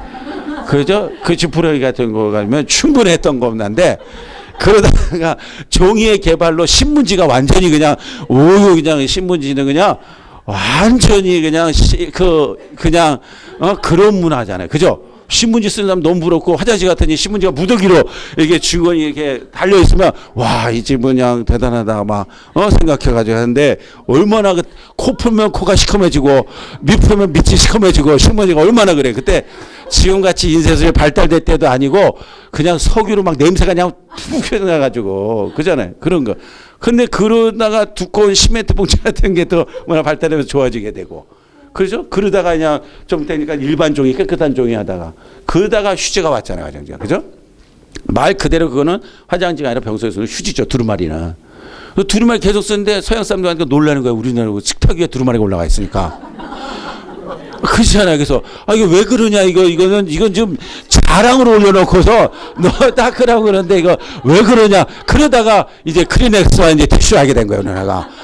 이게 식탁에 이게 올려놓고 이게 그런 거나. 그러니까 이게 점점 문화가 들어오면서도 발달되게 되면서 그러다가 우리나라가 또 크레스가 또 제일 좋은 크레스 만드는 나라가 됐죠. 이렇게 이게 바뀌는 거예요. 그러니까 문화가 변동되는 건 굉장히 힘들고 어려운 거예요. 또 그 다음에 셋째로 타문화에서 차용한 문화의 요소를 재해석하고 새로운 의미를 부여해서 더 좋은 문화를 자기 거화시키는 거. 외국어도 우리나라에서 쓰게 되고 한국어처럼 쓰면 외래어가 된 거죠. 그러니까 그런 것들입니다. 바뀌지 않는 거, 우리말 표현되지 않는 거. 넷째로 타문화에서 차용한 문화적 요소는 그 문화 속에 다른 문화에서 끊임없이 영향을 미친다는 것을 장정희 박사가 얘기했어요. 자, 그러면 선교사가 자기 문화를 떠나서 타문화권에 들어가가지고 복음을 전하는 결과로서 가치관의 접촉과 자극이 생기며 그 가치관의 변화하게 된다. 가치관이 타문화권 선교사 문화 변동에 밀접한 관계가 있음을 알게 됐어요. 그래서 선교학을 배우게 되고 선교하면은 크로스커처 문화 충격에 대해서 문화 충돌에 대해서 제일 중요시 여기는 거예요. 이거의 성공 여부에 따라서 선교가 전략이 성공하고 안 하고도 크게 달려 있습니다. 선교사는 복음의 전파자인 동시에 결과적으로 뭐가 되죠? 문화의 전파자가 될 수 있는 거예요. 그러니까 우리나라 최초의 우리나라가 서양 문화를 쓰게 된 거는 서양 문화 선교사가 들어와 가지고 쓰던 집 그걸 본받아서 짓게 된 게 양옥이 짓게 된 거고, 선교사가 들어와 가지고 쓰고 있는 집에 가니까 포크가 있었고 나이프가 있었다 해서 그게 뭐냐 해서 알려지게 된 거고, 아, 저 빵을 먹네? 저 먹네? 이렇게 되니까 선교사는 곧 복음 전파자 되면 문화 선교사도 되는 거예요. 문화 전파자. 선교사가 아니라 문화 전파자가 된다는 거예요. 자, 그런 의미 속에서 선교사를 문화 변동에 선교사 문화 변동의 측면에서 세 가지로 봅니다. 첫 번째가 뭐예요? 복음 전파자의 선교사. 더 많이 설명하지 않겠습니다. 그죠? 복음을 전파하는 거. 이거는 본질입니다. 그러니까는 절대 바뀌어서는 안 되는 거예요. 그런가 동시에 그 읽어보면 되니까 두 번째 B 넘어가서 92페이지 문화 전파자로서의 선교사. 그래서 복음을 전파하는 과정 속에서 자신도 모르게 가지고 있는 문화가 다 전파되는 거예요. 우리가 선교하는 선교사가 초창기에 해외 선교에 실패하는 원인 중에 가장 큰 원인이 뭐냐면 이 문화 적용을 잘 못한 거예요. 특별히 음식 문화, 기후 문화. 그래서 거기에 대해서 반드시 나가기 전에 단기 선교를 몇 차례 하면서 자기가 진짜 더운 나라, 추운 나라, 또 아니면 열대야 기후 뭐 이런 데 이 체질이 어떤가 경험을 해야 되는 거예요. 자기가 뭐 비염 증세가 있고 뭐 이런 거 많이 있고 몸이 약하면 절대 안 되죠. 그죠? 그리고 또 어떤 체질이 있어요. 더운 데 가서 잘 견디는 체질. 또 추운데 뭐 잘 견디는 체질. 그런 것도 하나의 복음을 전파하는데 굉장히 많이 되죠. 음식 때문에 너무 못 사는 거예요. 먹지를 못하는 거예요. 그냥. 입에 못 들어가는 거예요. 그러니까 점점점 힘이 없고 마르고 결국은 병 들어서 오게 되고. 뭐 한 10몇 년 전이지만은 지금 오늘 이제 이따가 만나야 되고 선교사인데 거기는 선교 사역을 잘 하다가 사모님 간다고 딱 갔는데 댕기 모기 한 방 물린 거예요. 필리핀에서 댕기 모기 한 방. 아니 선교하는데 모기가 방해할 줄 몰랐죠. 모기 한 방인데 열이 갑자기 40도 올라가니까 죽으면 거기서 어떻게 할 수가 없어서 급 한국으로 들어오게 돼. 시간에. 그러니까 이런 것들이 너무 재밌어요. 여러분 시간이 있으면 우리나라 초창기에 우리 복음을 전할 때 언더우드 아펜젤러 선교사만 생각하잖아요. 그런데 안 그래요. 여러분 선교 전략이 우리나라 선교 전략하면 호주 청년들, 미국 청년들 이렇게 해서 최초로 선교를 했던 그 젊은 1세대 선교사들이 굉장히 많아요. 네, 그 선교 많은데 중요한 거는 그 선교사들이 와서 뭐 했는가를 한번 여러분들 한번 이렇게 간략하니까 그거 한번 찾아보셔봐요. 우리 한국에 보면 전화요. 그러면 이 한국에 들어와 가지고 서울에 들어와서 있다가 저 이름도 알지 못하는 저 전라도에 거기에 사람들이 뜨겁다 하더라. 뭐더라. 그러니까 이 사람들이 가는 거야. 교통이 발달돼서 아니죠. 그러니까 막 걸어서 가고 뭐 가는 거야. 가는데 걷는 동안 20일, 30일 걸려. 근데 거기 가가지고 지쳐 쓰러져 죽는 거예요. 그러니까 가가지고 병들어 긁고 토사병에 걸리고 죽고 임신해서 죽고 선교사 부부 들어와가지고. 근데 그때 들어왔던 우리나라 들어왔던 젊은이들은 전부 다 똑똑한 젊은이들이에요. 그래서 복음 사역을 그렇게 오랫동안 하면서 그렇게 사역한 자가 드물어요. 그런데 하나님은 그렇게 해서 복음의 씨를 떨었던 그 신데도 예수를 믿고 복음의 땅이 되고 변화의 땅이 되게 하셨다는 거예요. 그래서 그걸 보면 너무 여러분들이 두 선교사만 이렇게 국한시키지 말고 보면은 감동서 여성 선교사 그러니까 사모님으로 온 거니까 부부 선교사로 그거 한번 보면은 도전이 되고 저기 절두산에 가서 보면은 그 절두산은 천주교 성지로서 있는데 그 바로 건너편에 양화진 거기는 선교학을 배웠다면 선교를 하면 반드시 가서 우리나라에서 복음을 전하고 우리나라에서 선교 활동을 하다가 죽은 자를 묻어주는 거예요. 그러니까 처음에는 외국인 묘였지만 그 양화진 묘가 선교사 묘예요. 그럼 거기 가면 그 선교사 묘비가 있어서 이 사람이 무슨 사역하고 뭐 했다는 것이 글씨에 쫙 써 있어요. 그래서 한 바퀴 이렇게 돌고 영화 보면 너무 좋아요. 그래서 이 꼭 한번 이제 단체로 한번 가든지 갔다 오면 좀 더 가까우니까 한번 가서 거기 가서 한번 읽어보는 게 굉장히 좋아요. 자, 그래서 그들이 와서 복음을 전할 적에 전파를 하는데 주의해야 될 것이 이제 거기 하나가 있어요. 민족 우월주의라든지 제국주의라든지 그러한 모습 속에 절대적으로 빠져서는 안 된다. 이런 거 있잖아요. 들어오니까는 막 힘들게 그냥 아까 그냥 쉬운 얘기로 해서 아니 지푸라기 가지고 이런 미개한 사람들 이게 저기 휴지 가지고 쓰면 되지. 줘서 지푸라기는 진짜 안 뜯어지는데 휴지는 그냥 뽕뽕 뚫려지잖아요. 그러니까는 이게 보는 게 불편해 안 불편해? 휴지가 편한 건데 지푸라기가 편하고 휴지가 불편한 거야. 우리에게는. 이해가 됐어요? 처음에. 이게 어떻게 사용하고 어떻게 겹으로 쓴다는 거 보자. 아끼니까 한 칸 써야 되는 거고 두 칸 써야 되는지 이게 잘 설명이 안 되면 지금도 마찬가지 여러분들에게 좋은 것이 새로운 가전제품이 나왔다면 설명서가 들어가 가지고 그걸 이 홈쇼핑에서 누구야 그 호스트들이 얘기해주고 뭐 해서 뭐 썼으니 일단 설명해줘야지 여러분들 필요해서 사고 쌌을 때 제대로 쓰지. 좋은 걸 줬는데 사용할지 모르면 그냥 엉터리로 쓰다가 더 사고가 발생되잖아요. 똑같은 거예요. 문화 우월주의나 제국주의라는 것은 제일 조심해야 될 게 뭐냐면 내게 좋은 거란 말이야. 좋은 거지만 그 사람이 하고 있는 게 미개에 따라서 무시하거나 그거를 갖다 없애려고 한다는 거예요. 그러면은 크로스 마음문이 닫히는 거예요. 인정을 해주는 거예요. 보면서 그러면서 나는 이렇게 쓰고 있는데 소개를 할 정도로 그러면서면 그 마지막 세 번째 문화 그래서 자정적으로 나온 게 상대주의. 그 사람을 배려하는 겁니다. 오픈마인드. 그러면 하다가 보면 이게 좋네. 내 스스로가 시간 가게 되면 이게 더 좋구나. 이게 낫구나 하면 어떻게 되죠? 받아들이죠. 써야 되잖아요. 그럼 마음문이 열잖아요. 그렇게 마음문이 열리면 고마움이 생기게 되고 그런 고마움에서 복음 당신이 하는 말을 믿게 되는 거예요. 그래서 이 부분을 그렇게 얘기를 하는 거예요. 문화상대주의. 그래서 이거 보면 문화상대주의 성경서가 너무 굉장히 중요하다는 거 여러분들이 꼭 잊지 마시길 바랍니다. 많은 선교사들이 복음을 전하고 나가고 전도로 나간다는데 첫째 언어의 장벽 때문에 굉장히 고심하는 게 굉장히 많아요. 그래서 언어 준비 훈련을 상당히 많이 해야 됩니다. 그리고 그 다음에 중요시되는 게 바로 문화 충격이라는 거. 컬처 쇼크라는 거는 굉장히 심해요. 크로스 컬처라고도 하고 컬처 쇼크 문화 충격을 그렇게 얘기하는데 문화 충격이 되어지면은 복음을 전하는 그런 모든 것들 속에 완전히 이 문이 닫혀버려 가지고 자신도 못할 뿐만 아니라 상대방의 닫힌 문을 재열기가 너무 힘든 거예요. 우리 그 동기 중에 하나가 제가 얘기했죠. 저희가 호주에서 원주민 사역을 하는 거죠. 원주민 사역에. 그러니까는 호주 시드니 쪽에서 있지 아니하고 저 원주민 마을에다 사역하는 거예요. 그러니까 처음 들어가서 사역하는데 사람들이 너무나 원주민 문화가 틀리니까 호주인들 백인들 쪽하고 또 틀리니까 너무 힘든 거예요. 그들이 생각하는 기독교 문화하고 받아들이는 거 또 많이 틀린 거예요. 그래서 제가 먼저 생각한 게 뭐냐면 함께 동거. 그냥 원주민 마을에 들어가서 사는 거예요. 그 이상하게 생각했죠. 막 같이 어울리고 같이 가서 짐승 잡아먹고 같이 막 놀고 뭐 이렇게 된 거예요. 그러다 보니까 이 친구들은 이제 원주민 같이 된 거예요. 음식도 먹고. 근데 그렇게 하면서 얻은 효과가 뭐냐? 그 원주민들이 마음의 문을 여는 거예요. 야, 다른 사람은 아닌데 너는 다르다. 이게 굉장히 중요한 얘기예요. 자기들을 이해해주고 있다는. 미개하게 보지 않고.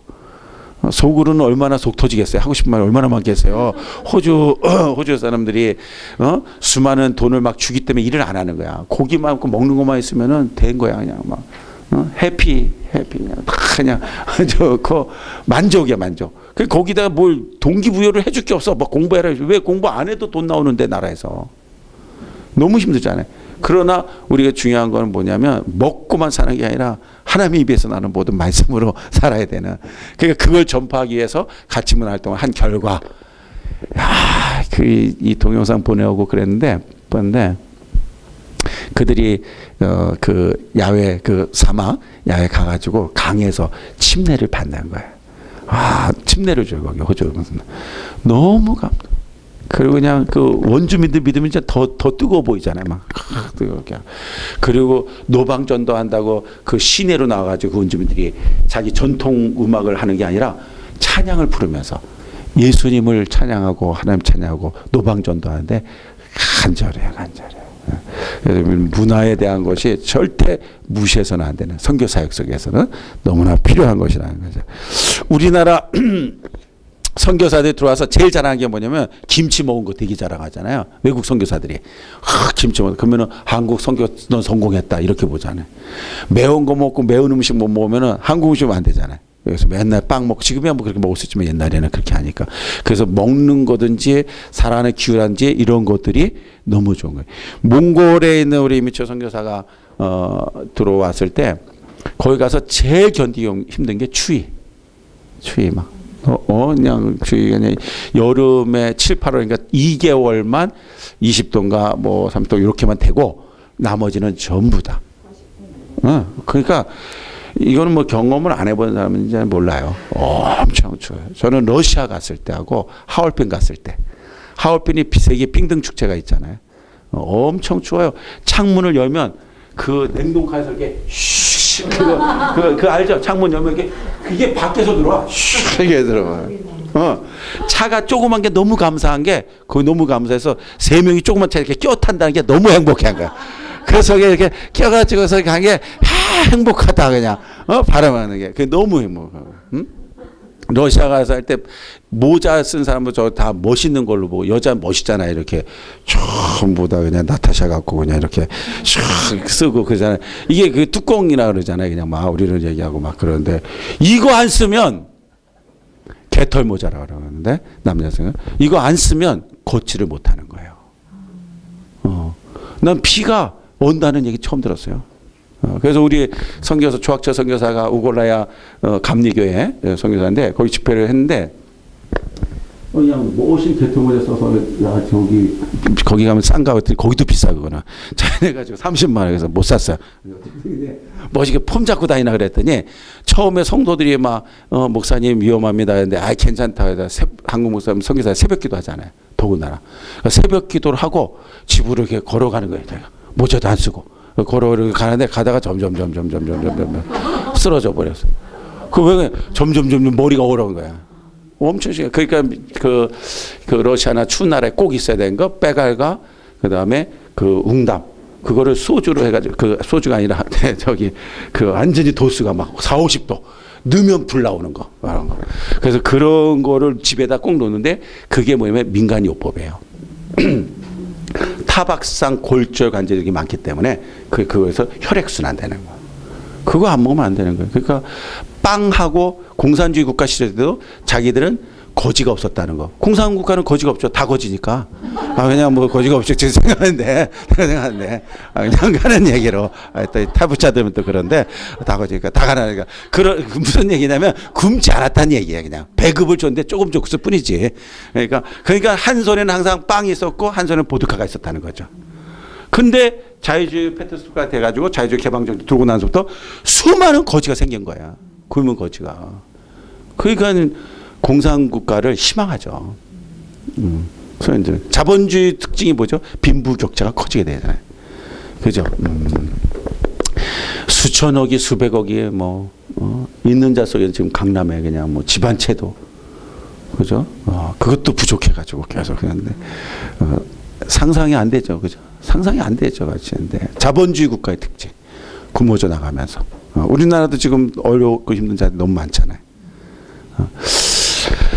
하나님의 공평하심. 우리 그거 따지지 말고 복음 전해야 됩니다. 여러분이 그런 축복 받도록 기도하세요. 내 손에 하나님 앞에 내 물 좀 한번 줘봐요. 막 이래 보세요. 하여튼 하나님 그냥 줘봐요. 본죽 사장 그 본죽 동영상 봤어요? 간증한 거? 대단하죠. 뭐 그냥 부도에 뭐 그냥 망하고 부채에 자살하려고 그러고 남편은 시험 길어가지고 그냥 수염 길어가지고 도망 다니고 끝인 줄 알았는데 근데 하나님 앞에 그렇게 기도했대잖아요. 하나님 다시 한 번만 기회를 한번 주면은 물질 가지고 하나님 위해서 쓰겠다고 본주 성공하게 돼. 선교사들 위해서 복음전 구제하는데 그 옆으로 합니다. 매장마다 갈 때 써 있잖아요. 그래서 그렇게 써 있었던 것 같아요. 그러니까 오늘 이 강의를 듣는 여러분에게도 하나님이 누군가에게 이거를 믿음으로 받는 자에게는 역사가 일어나겠어요. 다 아멘이라고 했지만 하나님이 인정하는 아멘.